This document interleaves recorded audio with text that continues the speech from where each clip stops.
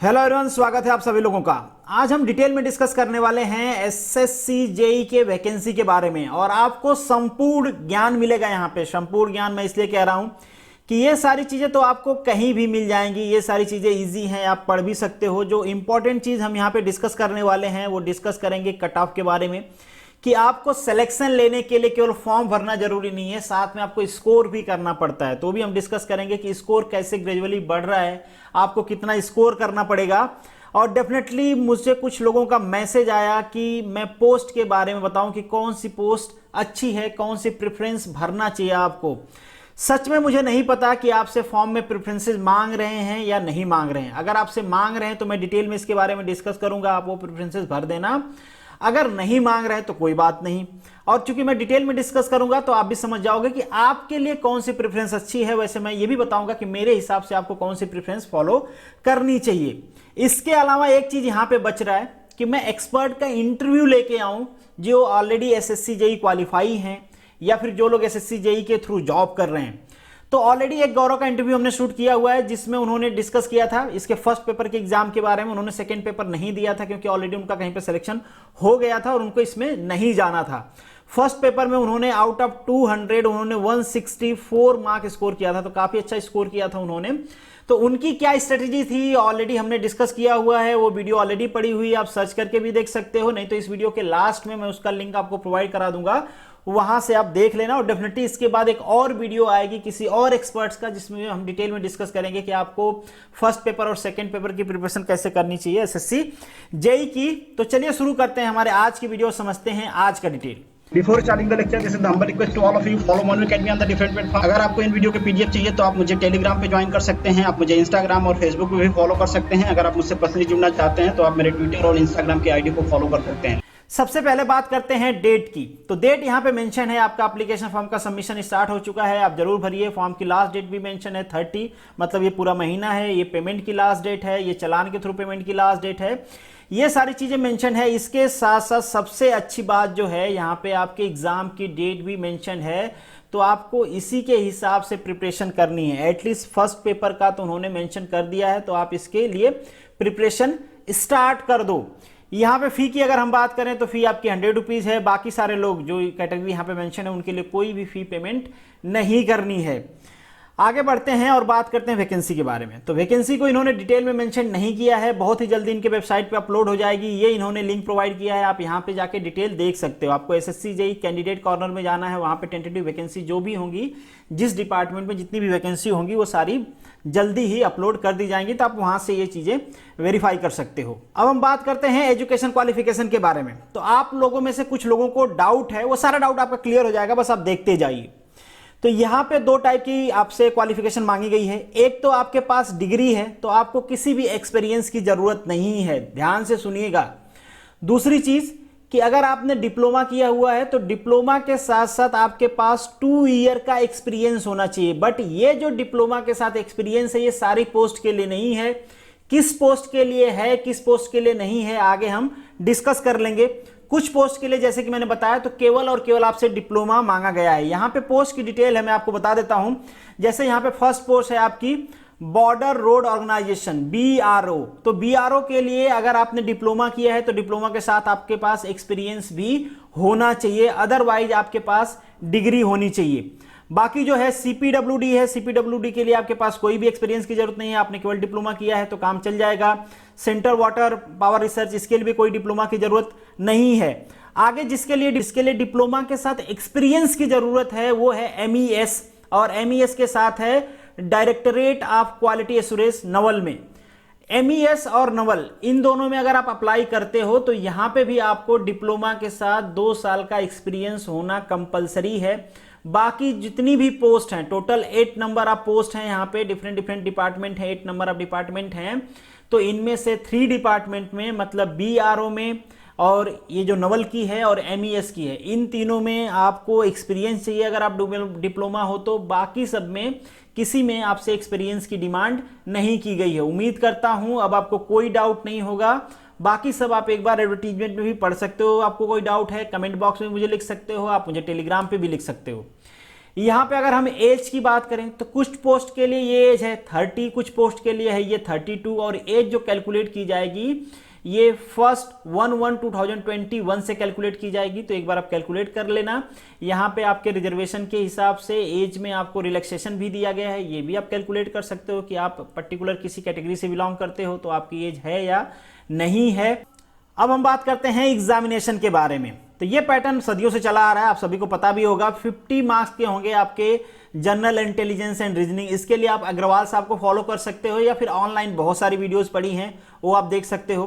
50 marks का general awareness होगा, इसके लिए आप थोड़े से जो करंट अफेयर की चीजें हैं वो देख सकते हो, और लूसेंट पढ़ लो। लूसेंट में सारी चीजें इससे रिलेटेड मिल जाएंगी, आपका पूरा वहां से कवर हो जाएगा।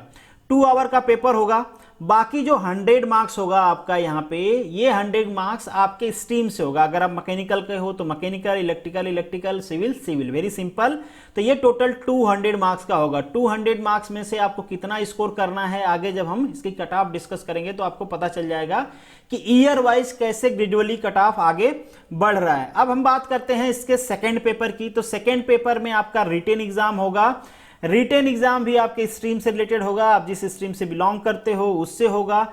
300 मार्क्स का होगा, 2 आवर का होगा। यहां पे भी हम डिस्कस करेंगे बेसिकली कि आपको कितना स्कोर करना पड़ेगा इसमें। और डेफिनेटली जैसे मैंने आपको बताया है कि जब हम एक्सपर्ट का इंटरव्यू लेके आएंगे वहां पे हम डिस्कस करेंगे कि जो आंसर राइटिंग होती है वो कैसे हम लिखें ताकि हमको ज्यादा मार्क्स मिले। तो ये सारी चीजें हम इंटरव्यू में डिस्कस करेंगे। अब आगे पॉइंट बात करते हैं सैलरी की। तो ये है आपकी नॉन गजेटेड लेवल बी की, मतलब जो आप ग्रुप होता है, ग्रुप बी के ऑफिसर हो गए आप, बट नॉन गजेटेड है। गजेटेड होती तो आपको जो ये 6 है यहाँ पे 7 हो जाता है। नेवरदलेस फिर भी काफी स्मार्ट सैलरी आपको मिलेगी। पैसे की टेंशन ना करें, पहले आप सिलेक्शन ले, क्योंकि 7th पे कमीशन ऑलरेडी वहां पे लगा हुआ है। अब हम बात करते हैं कट ऑफ की। यहाँ पे आपको कट ऑफ दिख रहा है 2016 का। 2016 का ये सिविल का कट ऑफ है बेसिकली। फर्स्ट पेपर का 200 में से 100 मार्क्स गया था। यहाँ पे मैकेनिकल और इलेक्ट्रिकल का कंबाइंड दिख रहा है, इसलिए कंबाइंड दिख रहा है कि कुछ पोस्ट इनकी इंटर एक्सचेंज हो जाती है। मैकेनिकल वाले इलेक्ट्रिकल ले सकते हैं, इलेक्ट्रिकल वाले मैकेनिकल की पोस्ट ले सकते हैं, इसलिए कंबाइंड कट ऑफ निकालते हैं एसएससी वाले, और आगे भी निकालते रहेंगे। ठीक है, तो यहाँ पे आप कैटेगरी वाइज देख सकते हो कि फर्स्ट पेपर के लिए क्या है। ध्यान रखना ये 100 के आसपास है, मगर 50% अगर आप क्लियर कर लेते हो फर्स्ट पेपर में, आगे देखो ये किस तरीके से बढ़ता है। अगर इसके हम सेकेंड पेपर की बात करें, यहाँ पे 220 आपका कट ऑफ है, और ये आपका है मैकेनिकल और इलेक्ट्रिकल की बात करें तो ये 285 है। ये बेसिकली कंबाइंड कट ऑफ है आपका आउट ऑफ 500 में से। ये 500 में से है, घबरा मत जाना कि 300 में से। ठीक है, ये टोटल कट ऑफ है आपका आउट ऑफ 500। तो ये देख लो, ये 2016 का है। अब हम बात करते हैं 2017 में। देखो यहाँ पे जो सिविल का था 100 मार्क्स, वो बढ़ के हो गया 136। वाह रे कंपटीशन, वाह। देखो एक बार में 36 मार्क्स बढ़ गया एक साल के बाद। तो एक साल अगर आप देरी कर देते हो तो फिर आपकी जो कंपटीशन लेवल है वो कैसे बढ़ रहा है आप देखो। इलेक्ट्रिकल एंड मैकेनिकल का ज़्यादा नहीं बढ़ा है, बट फिर भी इनका भी बढ़ा ही है। तो यहाँ पे आप देख सकते हो। अगर इनके हम सेकेंड पेपर की बात करें तो सिविल का है 244, और ये देखो भाई ये कहाँ चला गया, मतलब सीधा ऊपर। ठीक है, तो ये देखो कट ऑफ का लेवल किस तरीके से बढ़ रहा है। तो आपको इसी साल क्वालिफाई कर लेना है, क्योंकि अगले साल आपको अपने मार्क्स इंप्रूव करने पड़ेंगे। अब रिसेंटली बात करते हैं जिसका एग्जाम हुआ 2019 का, तो अभी फाइनल रिजल्ट आया ही नहीं। 18-19 वाला आया है, उसमें डॉक्यूमेंट वेरिफिकेशन भी हो चुके हैं लोगों का। तो अगर यहां पे हम बात करें तो 152 मार्क्स, वाह देख लो, ये 2 आउट ऑफ 200 है 152। ये कैटेगरी वाइज है। तो देखो पहले 100 था, 112 हुआ, 120 हुआ, अभी 152 तक पहुंच गया। सिविल का 127, तो सिविल का 136 भी था। तो ये कट ऑफ है, काफ़ी तेज़ी से चेंज होता रहता है, तो आप प्रिपरेशन उस हिसाब से करते रहो। और यहाँ पे आपके मेंस के कट ऑफ हैं, ये देख सकते हो आप। ये इलेक्ट्रिकल मैकेनिकल का है 217, और ये बेसिकली 217 है, बट यहाँ पे आप जनरल का देख लो 304 है। तो आप घबरा मत जाना, थोड़ी सी ये चेंज हो गई है, बट नेवरदलेस यहाँ पे भी आप देख सकते हो ये है आपकी जनरल की कट ऑफ 250। तो ये आपकी कट ऑफ है। एक बार वीडियो पॉज कर लो, एक बार टारगेट बनाओ, सिलेबस बनाओ, देख लो कि आपके पास कितने महीने हैं, किस सब्जेक्ट में आप स्ट्रांग हो, किसको रिवाइज करना है, कैसे पढ़ना, ये सारी चीजें, और कैसे आपको टाइम टेबल बनाना है, ये सारी स्ट्रेटजी मैंने ऑलरेडी डिस्कस किया हुआ है, तो वहां से आप देख सकते हो। अब हम डिस्कस करते हैं कि प्रेफरेंसेस क्या हैं। तो मेरे हिसाब से सबसे पहली जो प्रेफरेंस है आपकी वो है फर्स्ट CPWD। अब CPWD में सारे लोग एलिजिबल नहीं हैं, मैकेनिकल वाले बेसिकली एलिजिबल नहीं है, बाकी सारे लोग हैं। CPWD बेसिकली करते क्या हैं, building, road, bridges, flyover, structure, ये सारी चीज़ें बनाते हैं। और आप समझ भी सकते हो कि इसको फर्स्ट प्रेफरेंस लोग क्यों देते हैं, क्योंकि ये चीज़ें देख के भी आपको पता चल जाता है कितना अच्छे रोड पे आप चलते हो, कितनी अच्छी बिल्डिंग में रहते हो, सरकार की बिल्डिंग देख लो। तो इस हिसाब से मतलब यहाँ पे क्या है, विटामिन M है, जिसे हम ब्लैक मनी भी कह देते हैं। विटामिन M तो अच्छा नहीं लगता है ना, तो ब्लैक मनी कह देते हैं, क्योंकि पैसा है इसलिए लोग जाते हैं। सेकंड प्रेफरेंस मेरे हिसाब से न्यूली एडेड है, इस बार ये रिक्रूट कर रहे हैं बेसिकली SSC JEE से, नेशनल टेक्निकल रिसर्च ऑर्गेनाइजेशन। तो ये रिसर्च है ना, ये रिसर्च देख के आप ये नहीं समझ लेना कि आप इसरो जैसे या फिर DRDO जैसे रिसर्च करोगे। यहाँ पे लोगों पे रिसर्च करना है। यहाँ पे बेसिकली ये काम करेंगे मिनिस्ट्री ऑफ, मतलब प्राइम मिनिस्टर ऑफिस के अंदर एंड नेशनल सिक्योरिटी एडवाइजर के अंदर, मतलब सीधे आपका कम्युनिकेशन होगा प्राइम मिनिस्टर ऑफिस के अंदर। मतलब आप ये समझ लो कि यहाँ का हाई कार्ड लेके आप पुलिस वालों को दिखा दोगे तो फिर मतलब समझ लो ना, आप रॉ में काम करते हो, आप रिसर्च विंग में। जो मूवी में आप देखते हो ना, लोग रिसर्च कर रहे हैं, लोगों पे कोड कर रहे हैं, डिकोड कर रहे हैं। एक टर्मिनोलॉजी भी ये अपने लिए यूज करते हैं, ये देखो क्रिप्टोलॉजी, मतलब एक मैथमेटिक्स होती है, लोगों पे रिसर्च, मेंटेलिटी, कोडिंग, डिकोडिंग, मतलब ये सारी चीजें आपके काम में आते हैं। और ये देखो, ये एशिया में फर्स्ट टाइप की चीज है जो इंडिया में हो रही है, और आपको यहाँ पे जॉब करने का मौका मिल रहा है। मैं तो इसको फर्स्ट नंबर पे रख देता, क्योंकि यहाँ पे जो पावर मिलती है ना, उसका अलग ही वैल्यू होता है, और जो पैशन होता है यहाँ पे काम करने का, जो कॉन्टैक्ट्स बनते हैं आपके ना, मैं पहले ही बताया कि आप PMO ऑफिस से डायरेक्टली कम्युनिकेट करोगे कुछ दिनों बाद, यार अब ऐसा नहीं जाते जाते करने शुरू कर दो, तो ठीक है, मतलब आप यहाँ पे जॉब कर सकते हो। अगर आपका इंटरेस्ट है तो आप इसको पहले नंबर पे भी फिल कर सकते हो। थर्ड नंबर है जो मिलिट्री इंजीनियरिंग सर्विसेज। अगर ट्रेडिशनली देखें तो मैक्सिमम लोग PWD भरते हैं, उसके बाद MES भरते हैं। इससे पहले, इस साल से पहले ऐसा करते थे, बट मैंने इसको थर्ड नंबर पे रखा है। बेसिकली यहाँ पे आप आर्मी के लिए, डिफेंस जो हमारे ऑर्गेनाइजेशन है उनके लिए काम करते हो, उनके लिए जो चीज़ें होती है, जैसे कि यहाँ पे सारी चीज़ें मेंशन की गई हैं, जैसे कि हमने CPWD के लिए क्या था, तो ये सारी चीज़ें बनाती हैं जो मिलिट्री इंजीनियरिंग सर्विसेज के लोग होते हैं। तो अगर आप मिलिट्री के लिए पैशनेट हो तो आप ये भी चूज कर सकते हो, यहाँ पे भी जा सकते हो अगर आपको लगता है कि आप डिफेंस में पैशनेट हो तो। नेक्स्ट है जो आपका सेंट्रल वाटर कमीशन, ये बेसिकली काम करते हैं मिनिस्ट्री ऑफ जल शक्ति डेवलपमेंट। तो बेसिकली आपको वाटर से रिलेटेड काम करना होता है, वाटर रिसोर्स से रिलेटेड, कि हम कैसे अपने रिसोर्सेज को मेंटेन करें, कैसे बढ़ाएं, ये सारी चीजें हैं। और इसी से रिलेटेड एक और यहाँ पे है, कहते हैं central water and power research. यहाँ पे पावर भी आ गया, तो वाटर से पावर में कन्वर्जन का रिसर्च करना होता है आपको। तो बेसिकली इसमें आपकी जो पोस्टिंग होगी ना, जहाँ पे डैम होते हैं, जहाँ डैम बन रहे होते हैं या उनका रिसर्च चल रहा होता है, वहाँ पे आपकी पोस्टिंग होगी। तो थोड़ा सा आप ध्यान दे लेना कि अगर आपको लगता है कि आपको पहाड़ों में नहीं जाना है, नदियों के किनारे नहीं जाना है, तो आप इसको उसी हिसाब से सेलेक्ट करना। बाकी आपको लगता है, कुछ लोगों को मजा भी आता होगा कि नहीं मुझे तो पहाड़ों में रहना है, हिमाचल प्रदेश की वादियों में रहना है, हमें तो कश्मीर जाना है, तो आप जा सकते हो। तो आप इसको पहले नंबर, दूसरे नंबर, तीसरे नंबर पे, जैसे भी आपकी मर्जी है, आप वहां पे फिल कर सकते हो। नेक्स्ट जो आपका पॉइंट है, बॉर्डर रोड ऑर्गेनाइजेशन, BRO। तो आपने रिसेंटली सुना होगा कि इंडिया और चाइना का जो क्लैश हो रहा था, वहां पे BRO वाले बेसिकली रोड बना रहे थे, रातों रात इन्होंने ब्रिज बना दिया, रोड बना दिया। तो अगर आपको लगता है कि आप भी उस क्लैश में हिस्सा लेना चाहते हो, आपको भी रोड बनाना है, ब्रिज बनाना है, ब्लैकेट बनाने हैं, ये सारी चीजें आपको करना है, तो आप इसको पहले, दूसरे, तीसरे, चौथे, जहां पे भी भरना चाहते हो भर सकते हो। मैंने पब्लिक डिमांड के हिसाब से इसको 6 नंबर पे रखा है, क्योंकि लोग इसको भरना नहीं चाहते हैं, बॉर्डर पे रहना पड़ता है, थोड़ी सी ऑड कंडीशंस होती है, लोग बॉर्डर पे जाना भी नहीं चाहते हैं। तो अगर आप पैशनेट हो, जाना है आपको, तो जा सकते हो, बाकी आपकी मर्जी है आप किस नंबर पे भरना चाहते हो। नेक्स्ट है और जो लास्ट है मेरे हिसाब से प्रेफरेंसेस में, वो है directorate of the quality assurance.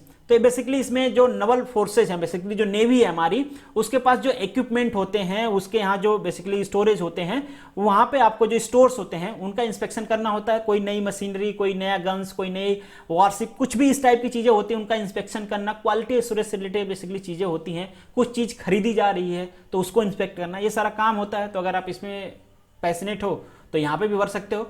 In short मैंने बता दिया कि आपको कौन से प्रेफरेंस भरनी चाहिए मेरे हिसाब से। अगर फिर भी आपको लगता है, सबके बारे में आप जान भी गए, आप भी गूगल करके और भी चीजें जान सकते हो, अगर आपको लगता है कि प्रेफरेंसेस चेंज करनी चाहिए, आपके लिए बेटर है, तो डेफिनेटली आप चूज कर सकते हो। हमेशा अपने मन की सुनो, अपने दिल की सुनो, अपने दिमाग की सुनो। मैं क्या कहता हूं, लोग क्या कहते हैं, ये मैटर कर सकता है रिसर्च के लिए, समझने के लिए। एक्सपेरिमेंट अपने ऊपर नहीं करना चाहिए, बट नेवरदलेस हमेशा आप उसी चीज से सेटिस्फाई होगे जो आप अपने हिसाब से करोगे, क्योंकि आपके पास कोई ऑप्शन नहीं होगा अपने फेलियर के लिए जिम्मेदार ठहराने का। जब आप अपने हिसाब से करोगे तो आप अपने सक्सेस के लिए, अपने फेलियर के लिए खुद ही रिस्पॉन्सिबल होगे। लास्ट हम बात कर लेते हैं फरक्का ब्रिज। ये नया नया ऐड हुआ है, ये भी बेसिकली ये रिवर पे ब्रिज बना रहे हैं। तो अगर आप जाना चाहते हो, बेसिकली आपकी पोस्टिंग भी एक ही जगह रहेगी, तो वहां पे अगर आप ब्रिज बनाने में इंटरेस्टेड हो तो जाके बना सकते हो। बाकी आपकी मर्जी है, आप किस नंबर पे भरना चाहते हो। तो this is the end of this video. Thank you so much for watching this. मिलेंगे नेक्स्ट वीडियो में, तब तक के लिए all the best, good luck. अगर स्टिल आपका कोई डाउट है तो कमेंट बॉक्स में लिख सकते हैं।